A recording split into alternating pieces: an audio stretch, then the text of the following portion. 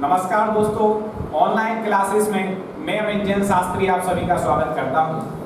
आज हम सभी ऐसे चैप्टर को पढ़ेंगे जिसमें कि कॉम्पिटिटिव एग्जाम में जब भी हिंदी पूछी जाती है तो उस चैप्टर को पूछा जाता है और अच्छे से उसमें पूछते हैं, 2-3 क्वेश्चन उससे बनते हैं। ऐसे चैप्टर को पढ़ रहे हैं, वो है रस।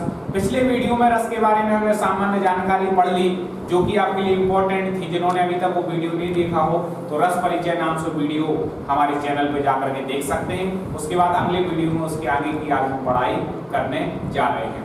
हमारे ऐसे ही वीडियो आप तक पहुंचते रहें और आप निरंतर अध्ययन करते रहें हर सब्जेक्ट का। उसके लिए आप हमारे चैनल को सब्सक्राइब कर लें। चलिए तो रस के बारे में पढ़ते हैं। पिछले वीडियो में हमने स्थायी भाव के बारे में पढ़ा था। स्थायी भाव क्या कहलाते हैं? जो मूल रूप से स्थित रहते हैं, चिरकाल तक जो स्थित रहे वो स्थायी भाव है। प्रत्येक रस का एक स्थायी भाव है। 9 रस के मुख्य कहें तो 9 रसों के 9 स्थायी भाव मुख्य रूप से ऐसे माने जाएंगे। वो हम पिछले वीडियो में पढ़ चुके हैं। आज स्थायी भाव के बाद दूसरा जो रस का हमने अंग या अवयव बताया था वो है विभाव। विभाव कैसे कहते हैं? तो यहाँ पर देखें कि विभाव होता है जो स्थायी भाव को जागृत करते हैं, वो विभाव है। हम बिल्कुल सरल भाषा में परिभाषा पढ़ेंगे। हम बड़ी साहित्यिक भाषा नहीं आपको बताएंगे जिससे आपको कठिन लगे। तो अपने बोलचाल की भाषा उसमें ही हम परिभाषा के भाव को समझ सकते हैं कि जो स्थायी भाव को जागृत करते हैं वो क्या है? विभाव है। विभाव के 2 भेद हैं, आलंबन विभाव और उद्दीपन विभाव। आलंबन विभाव मतलब जिनका अवलंबन पा करके स्थायी भाव जागृत होते हैं वो कौन है? आलंबन विभाव। जिसका अवलंबन पा करके स्थायी भाव जागृत हो वो क्या है? आलंबन विभाव। मतलब इसके 2 भेद हैं आलंबन विभाव के, एक आश्रय और एक विषय। आश्रय मतलब होता है जिसके मन में भाव उत्पन्न हो। आप देखते जाएं कि जिसके मन में भाव उत्पन्न हो वो है आश्रय और जिसके प्रति भाव उत्पन्न हो वो है विषय। अब इसको एक छोटे से उदाहरण के माध्यम से समझते हैं आश्रय और विषय को, कि राम और सीता हैं तो राम के मन में सीता को देख करके रति भाव जागृत हुआ। राम के मन में सीता को देख करके रति भाव जागृत हुआ। तो आश्रय मतलब जिसके मन में भाव जागृत हो तो वो कौन है? आश्रय। तो किसके मन में भाव जागृत हुआ? रति भाव राम के मन में। तो राम कौन हो गए? आश्रय हो गए। और किसके प्रति हुआ? किसके लिए हुआ? तो सीता को देख करके हुआ। तो सीता क्या हो गई? विषय हो गई। दुष्यंत को शकुंतला को देख करके दुष्यंत के मन में रति भाव जागृत हुआ तो शकुंतला विषय हो गई और जिसके मन में भाव जागृत हुआ ऐसा दुष्यंत आश्रय हो गया। इस प्रकार से आलंबन विभाव के 2 भेद हैं, एक आश्रय और एक विषय। इसके बाद दूसरा है उद्दीपन विभाव। उद्दीपन विभाव मतलब जिनको देख करके मतलब स्थायी भाव जागृत होते हैं, जिन बाह्य चेष्टाओं को देख करके या बाहरी वातावरण को देख करके स्थायी भाव जागृत होते हैं वो कहलाते हैं उद्दीपन विभाव। जैसे कि अभी हमने आपको उदाहरण बताया था कि शकुंतला को देख करके दुष्यंत के मन में रति भाव जागृत हुआ। तो अब शकुंतला को उसने देखा तो शकुंतला की बाहरी शारीरिक चेष्टाएं देखी, साथ ही साथ वहां पर वन में था तो वन का सौम्य वातावरण, मंद मंद वायु चल रही थी, बहुत ही सुंदर प्राकृतिक वातावरण था। तो ऐसी जो बाहरी चेष्टाएं थी कि उसकी शारीरिक चेष्टाएं शकुंतला की, साथ ही साथ जो बाहरी वातावरण था उसको देख करके दुष्यंत के मन में रति भाव जागृत हो रहा है। तो वो उद्दीपन विभाव है जो बाह्य चेष्टाएं और बाहरी वातावरण को देख करके जो भाव उत्पन्न होते हैं वो उद्दीपन विभाव कहलाते हैं। तो उद्दीपन विभाव क्या है? जो बाह्य चेष्टाएं और बाह्य वातावरण स्थायी भाव को जागृत करने में सहायक होते हैं वो उद्दीपन विभाव हैं। इसके बाद अगला है अनुभव। अनुभव क्या कहलाता है? अनुभव मतलब जो हमारे मनोगत भाव हैं उनके प्रकट होने पर जो बाहरी चेष्टाएं होती हैं, जो मन में स्थायी भाव था वह स्थायी भाव प्रकट हुआ, उसको देख करके फिर जो चेष्टाएं होंगी वो क्या है? अनुभव है। जैसे कि हम एक उदाहरण ले लें, दुष्यंत शकुंतला वाला ज्यादा उदाहरण ले लेते जिससे आपको कंफ्यूज हो कि दुष्यंत शकुंतला, मान लो दुष्यंत के मन में शकुंतला को देख करके रति भाव जागृत हो गया था। अब उसकी जो बाह्य की चेष्टाएं हो रही हैं, वह शकुंतला के पास जा रहा है, शकुंतला से मधुर मधुर बातें कर रहा है, उसके साथ आलिंगन कर रहा है। ये सब कुछ अब जो उसकी बाहरी चेष्टाएं हो रही हैं वह सब किस में आ जाएंगी? अनुभव में। सीता को देख करके राम के मन में स्थायी भाव जागृत हुआ, वह सीता के पास जाकर के उनसे स्नेह भरी बातें कर रहे थे। जो इनके वचन हैं वो क्या हो गए, अनुभव। तो उनकी जो वाचनिक क्रिया हो गई, जो शारीरिक क्रिया हो गई, ये सब क्या कहलाते हैं, अनुभव। तो इस प्रकार से क्या है, अनुभव मतलब स्थायी भाव के जागृत होने पर जो शरीर की बाहरी चेष्टाएं आश्रय के मन में होती हैं, वो आश्रय के साथ होती है, वो क्या है, अनुभव है। इसके बाद आता है संचारी भाव। संचारी मतलब जो संचरण करते रहते हैं, मतलब जो आते जाते रहते हैं, वो क्या है, संचारी भाव। इनकी संख्या 33 होती है, 33 संचारी भाव होते हैं जो आते रहते हैं। हर्ष, विषाद, लज्जा, गिलानी, भय, ये सब कुछ बीच बीच में आते रहते हैं। जब आप एक फिल्म देखते हैं, मूवी देखते हैं, तो बीच में हंसी भी आती है, रोना भी आता है, फिर उसी मूवी में हंसने लगते हैं, उसी मूवी में उत्साह आ जाता है, उसी मूवी में देख करके लज्जा होती है, उसी मूवी को देख करके गिलानी होती है। तो एक ही उसमें कई प्रकार के भाव आ रहे हैं, वो क्या है, संचारी भाव। हमने स्थायी भाव समझा, इसके बाद विभाव समझा, उसके भेद समझे, इसके बाद अनुभव, संचारी भाव। अब ये चारों हैं क्या, तो एक उदाहरण हम देख लेते हैं। एक उदाहरण के माध्यम से आपको चारों का ज्ञान आसानी से हो जाएगा। उदाहरण बिल्कुल ध्यान से देखें, कॉपी पेन साथ में ले लें, उदाहरण नोट कर लें और देख लें उसमें किसको क्या है। आप निश्चिंत रहें, आपको ये समझ में आ जाएगा। इसके बाद हम आपको 9 रस में एक कहानी, एक ऐसी ट्रिक बताएंगे कि आपको 9 रस की परिभाषा, स्थायी भाव और उसके उदाहरण अपने आप आ जाएंगे। उससे पहले हम ये वाला देख लेते हैं। मैं सत्य कहता हूं सखे, सुकुमार मत जानो मुझे। ये उदाहरण देखें, यमराज से भी युद्ध में प्रस्तुत सदा जानो मुझे। हे सारथे, हे द्रोण क्या, आवे स्वयं देवेंद्र भी, वे भी न जीतते समर में, आज क्या मुझसे कभी। तो इस उदाहरण में वो बताया, वो दृश्य बताया गया है जब अभिमन्यु युद्ध के लिए तत्पर होता है और कहता है अपने भीष्म पितामह और उनके जो साथी लोग थे उनसे कहता है, अर्जुन वगैरह से, कि आप मुझे युद्ध में जाने दो, आप मुझे कमजोर मत समझो। यदि मैं अड़ गया, लड़ाई पे आ गया, तो द्रोण वगैरह, कौरव जो वगैरह हैं वो हमारे सामने नहीं टिक पाएंगे। ऐसी वीरता की बात करता है। तो इसको अपन को पढ़ करके लग रहा है कि अभिमन्यु जो है बड़ी वीरता की बात कर रहा है। तो वीरता किसमें होती है, वीर रस में। उसका स्थायी भाव क्या है, उत्साह। तो यहाँ पे स्थायी भाव इसका, इस उदाहरण में यदि कोई पूछ ले उदाहरण देकर कि स्थायी भाव क्या है, तो पढ़ेंगे इसमें वीर रस, और वीर रस का स्थायी भाव उत्साह है। अब आश्रय, अब इसके बाद आ जाएंगे विभाव पर। विभाव के हमने 2 भेद बताए थे, आलम्बन, उद्दीपन, जिसमें से आलम्बन में से बताया था कि आश्रय और विषय। तो यहाँ पर आश्रय क्या हो जाएगा, अभिमन्यु।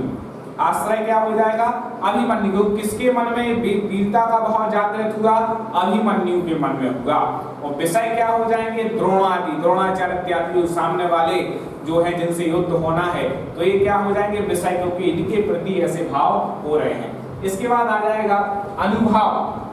अनुभव, अब अनुभव में बताया था कि उसकी जो बाह्य शारीरिक चेष्टाएं होंगी, बाह्य शारीरिक चेष्टाएं सब क्रियाओं को देख करके होंगी, वो अनुभव होगा। तो अभिमन्यु के यहाँ पे वचन अनुभव हो गए, क्योंकि अभिमन्यु ने जब ऐसी स्थिति देखी कि युद्ध हो रहा है, तो उसके जो स्थायी भाव उत्साह जागृत हुआ था, उसको देख करके उसकी बाह्य चेष्टा क्या हुई, अनुभव क्या हुआ, उसके वचन निकल गए कि आप हमें बिल्कुल बच्चा मत जानो, हम भी यदि युद्ध के लिए तैयार हो गए तो कोई हमारे सामने इंद्र भी नहीं टिक सकता है। ये इसका क्या है, अनुभव है। इसके बाद संचारी भाव, इसमें क्या है, उसको अपने आप पे गर्व आ रहा है कि मैं ऐसे युद्ध कर सकता हूँ, लड़ सकता हूँ, उत्साह आ रहा है, और साथ ही साथ और भी हर्ष भी हो रहा है कि मैं जाकर के उनसे लड़ूंगा, अपने पिता के लिए लड़ूंगा, अपने परिवार की रक्षा के लिए लड़ूंगा। ये सब कुछ जो भाव हो रहे हैं वो क्या आ जाएंगे, उत्साह। तो इस उदाहरण में, एक ही उदाहरण में स्थायी भाव भी है, आलम्बन, उद्दीपन, विभाव भी है। ये सब कुछ जो इसमें जो बन रहे हैं, तो एक उदाहरण के माध्यम से हमने समझा। अभी हम और उदाहरणों के माध्यम से सरल तरीके से समझेंगे।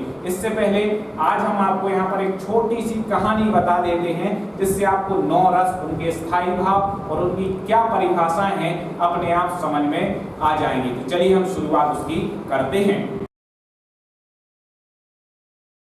तो एक कहानी के माध्यम से हम समझ रहे हैं।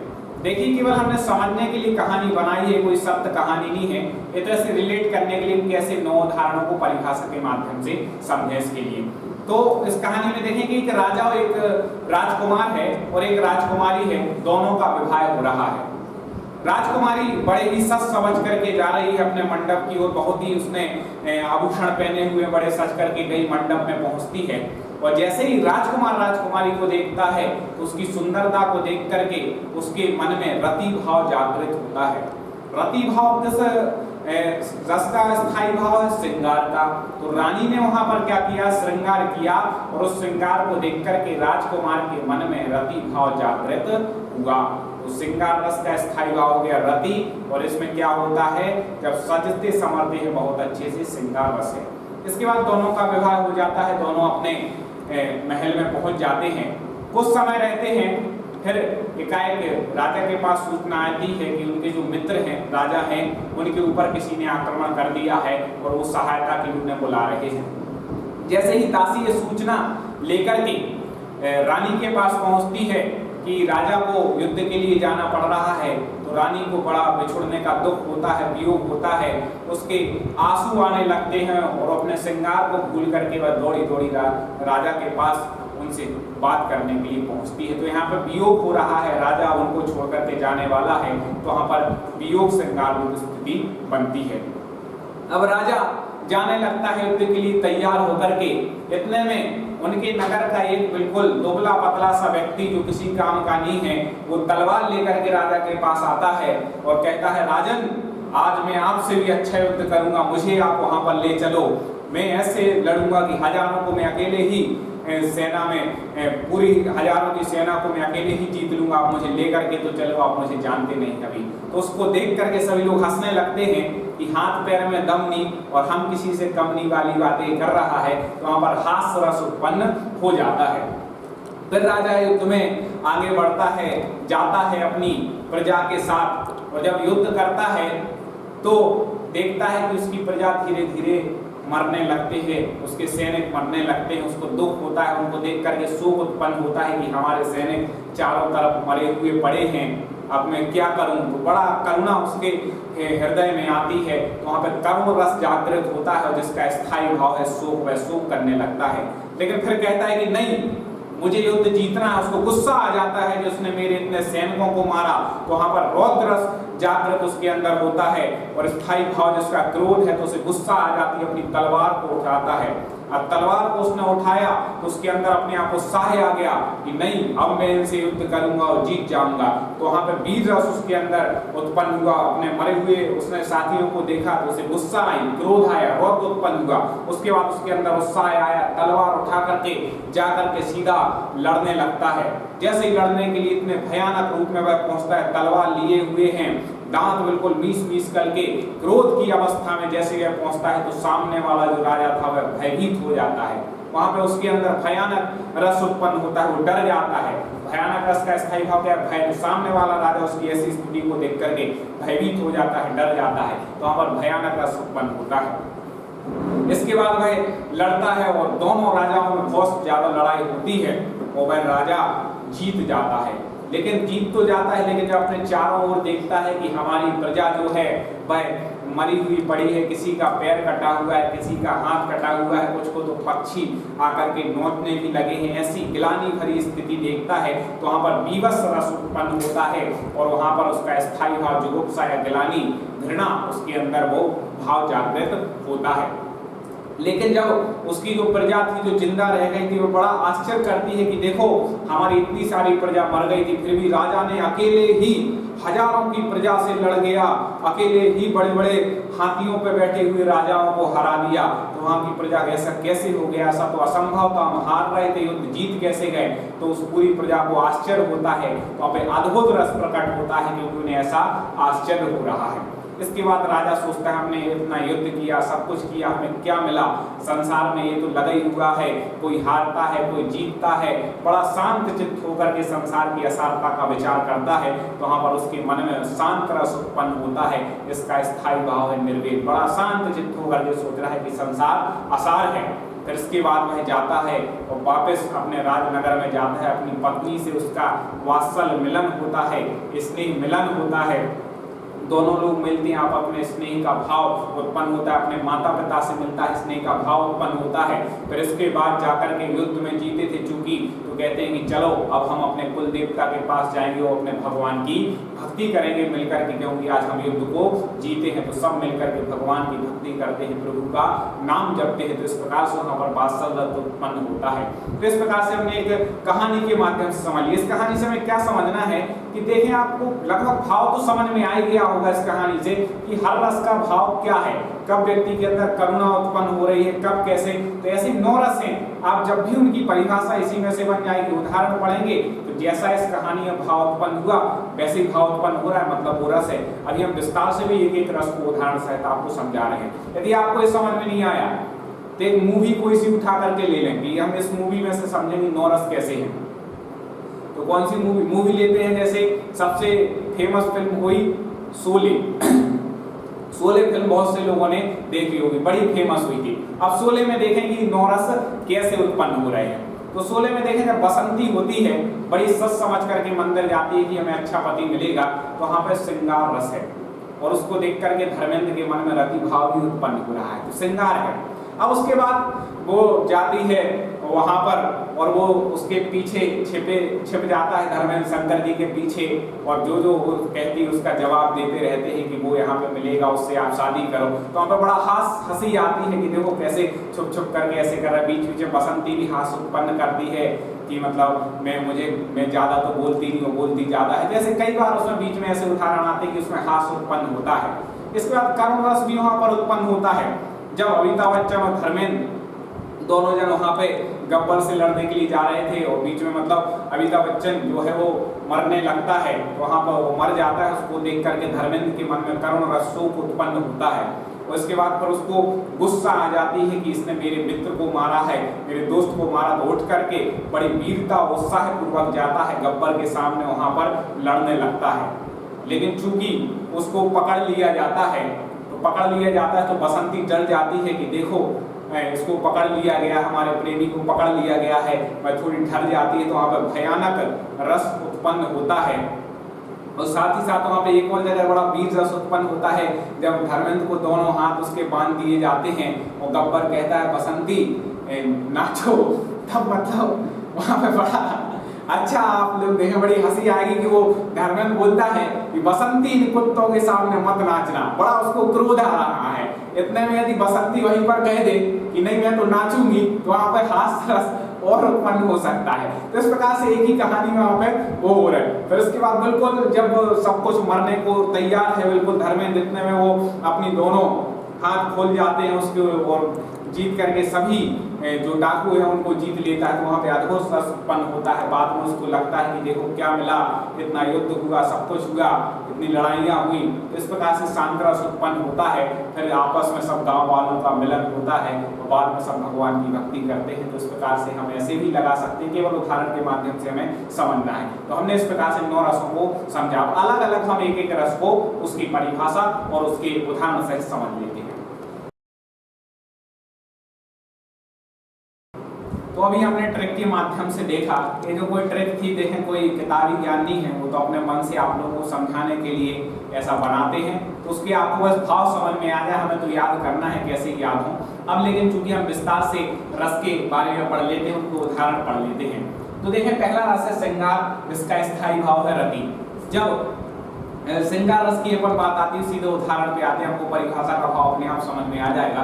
तो इसके लिए 2 भेद इसमें है, एक संयोग श्रृंगार और एक वियोग श्रृंगार। तो संयोग श्रृंगार का उदाहरण है कि राम का रूप निहारत जानकी, कंगन के नग की परछाई, याते सब सुध भूल गई, पर टेक रही पर टारत नाही। तो यहाँ पर उसका वर्णन कर रहे हैं। देखिए संयोग श्रृंगार में जब नायक नायिका आपस में मिलेंगे तो जो रति भाव उत्पन्न होगा संयोग श्रृंगार बनाएगा। तो यहाँ पर क्या हो रहा है कि स्वयंवर चल रहा है। इस उदाहरण का जो भाव है, स्वयंवर चल रहा है और जो सीता है, अब पहले ऐसी प्रथा नहीं थी कि जाकर के जिनसे शादी होनी है डायरेक्ट मिल लें, जैसे आजकल होता है कि मिल लें, बात कर लें, फोन पे भी सब कुछ बात चलती है। लेकिन पहले ऐसा नहीं था, पहले मतलब पर्दा चलता था। तो सीता के जो कंगन है उसमें राम जी सामने बैठे हुए, तो पर्दे के पीछे उनकी परछाई आ रही है। तो जब वह राम की परछाई अपने कंगन में देखती है तो इतने उनकी सुंदरता को देख करके सीता इतनी गौर से देखती कि उनकी पलक भी नहीं झपकती, उनके मन में राम के प्रति रति भाव उत्पन्न होता है। तो यहाँ पे स्थायी भाव रति भाव है। आश्रय जो है यहाँ पर सीता है, क्योंकि सीता के मन में रति भाव जागृत हो रहा है। और विषय राम है, क्योंकि राम को देख करके हो रहा है। अनुभव क्या है, उसकी शारीरिक चेष्टाएं की पलक भी सीता की नहीं झपक रही। और साथ ही साथ यहाँ पे संचारी भाव, तो सीता के मन में उत्साह आ रहा है, उनको देख करके रति भाव उत्पन्न हो रहा है, लज्जा आ रही है, सब कुछ यहाँ पे संचारी भाव है।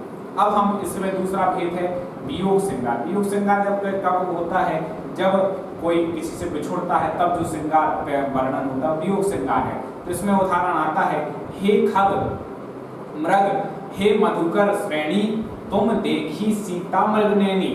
जब सीता राम जी से बिछुड़ जाती हैं तब राम जी जंगल में भटकते हैं और खग से पूछते हैं, पक्षी से पूछते हैं, हरण से पूछते हैं कि आपने हमारी सीता को देखा क्या। ऐसी उनकी स्थिति वियोग में बन जाती है। तो ये क्या है, वियोग श्रृंगार। अगला रस है हास रस, जिसका स्थायी भाव है हास।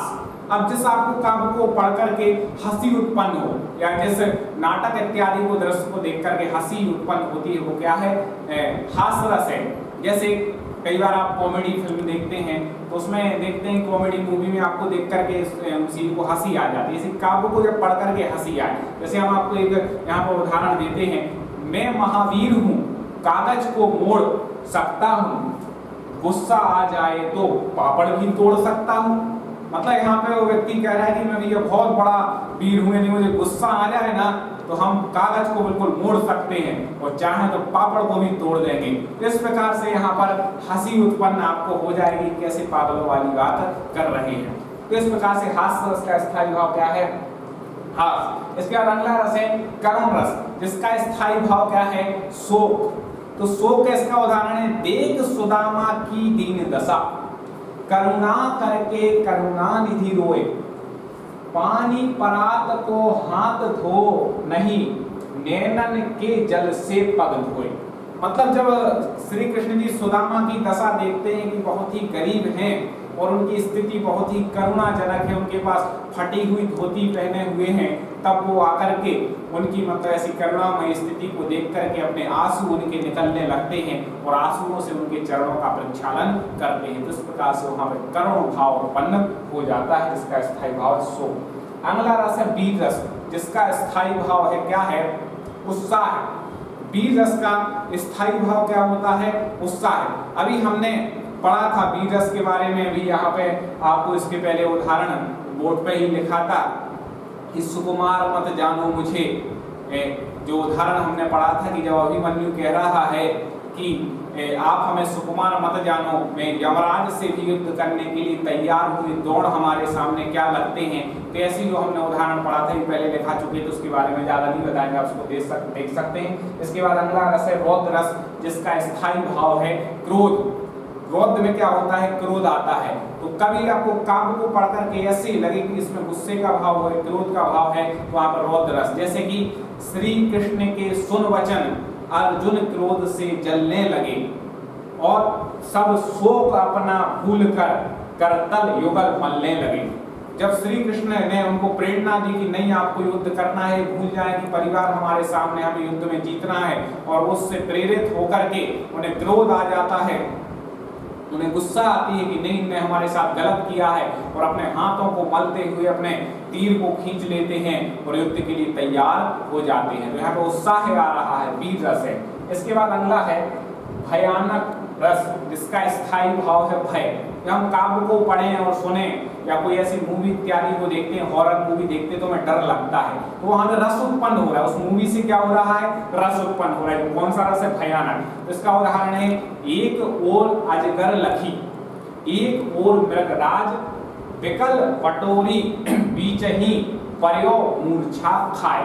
मतलब यहाँ पर पटोरी मतलब होता है कि पथिक, एक पथिक चला जा रहा है जंगल में, अब वह देखता है कि एक तरफ अजगर आ गया है और एक तरफ मृगराज मतलब सिंह आ गया है, अब वह बीच में फंस गया। अब वो बेचारा क्या करे, जान नहीं बचा, पर भय उत्पन्न हुआ, डर उत्पन्न हुआ, जिससे वह मूर्छित हो गया, बेहोश हो गया। इस प्रकार से यहाँ पर एक भाव है। इसके बाद अगला रस है विवश रस, जिसका स्थायी भाव है घृणा या गिलानी या जुगुप्सा। इसके स्थायी भाव है। इसका उदाहरण, सिर पे बैठो काक, आंख दो खाद निकारत, खींचत जीवहि सियार अति आनंद और धारा। मतलब यहाँ पे ऐसी स्थिति बता रहे हैं कि जब श्मशान में किसी का 100 शरीर पड़ा है, उसको जलाया नहीं गया है, तो कौआ आता है, सिर पे बैठ रहा है, उसकी आंख निकाल रहा है, उसके मांस को खींच खींच करके खा रहा है, ऐसी गिलानी, वहां पे घृणा उत्पन्न हो रही है, वहां पर विवश रस आ रहा है। इसके बाद अगला है अद्भुत रस, जिसका स्थायी भाव है विस्मय या आश्चर्य। जब कोई ऐसी घटना घटे जिसकी हमें उम्मीद नहीं थी, आश्चर्य हो जाता है। जैसे कि इसमें उदाहरण आता है, चींटी मरी पहाड़ पर चीरन गए चमार 100 जोड़ी चप्पल बनी जूते बने 1000। मतलब यहाँ पर ऐसी स्थिति बता रहे हैं कि चींटी पहाड़ पर मर गई, तो जो वो चमार लोग हैं उनको जाते हैं, जो चमड़ा निकालते हैं उनको चमार कह रहे हैं यहाँ पे, तो वहां जाते हैं, उसके चमड़े को निकाल करके लाते हैं, जिसमें 100 जोड़ी चप्पल बनती हैं, 1000 जूते बनते हैं। तो आश्चर्य है, मतलब एक बिल्कुल बड़ा आश्चर्य हो रहा है कि चींटी से इतना मांस कहाँ से आ गया, उसकी चमड़ी इतनी कहाँ से आ गई कि ऐसा कुछ बन सके। तो यहाँ पे आश्चर्य उत्पन्न हो रहा है। इसके बाद अगला रस है शांत रस, जिसका स्थायी भाव है निर्वेद। जब हमें संसार से बिल्कुल असारता होने लगे, मन में बड़ी शांति हो, वहां पर शांत रस होता है। तो मन रे तन कागज का पुतला, मन रे तन कागज का पुतला। अब वहां पर बड़ा शांत भाव, वैराग्य भाव उत्पन्न हो रहा है कि मन अपने आप मन को समझाना चाह रहा है कि व्यक्ति की जो भैया जो तन है, जो शरीर है, तो कागज का एक पुतला है। कभी भी ये इस संसार से पुतला नष्ट हो सकता है, कभी भी ये शरीर हमारा छूट सकता है। इस प्रकार से यहाँ पर ये है। इसके बाद है वत्सल रस, जिसका स्थायी भाव है वात्सल्य, क्योंकि विश्वनाथ ने जिस रस को दिया था, यहाँ पे वात्सल्य भाव जब जहाँ पर वो आपस में माँ पुत्र का प्रेम हो, ऐसे में वात्सल्य होता है। इसका उदाहरण है जसोदा हरि पलना झुलावे हल रावे दुलराय जोई सोई कछु गावे।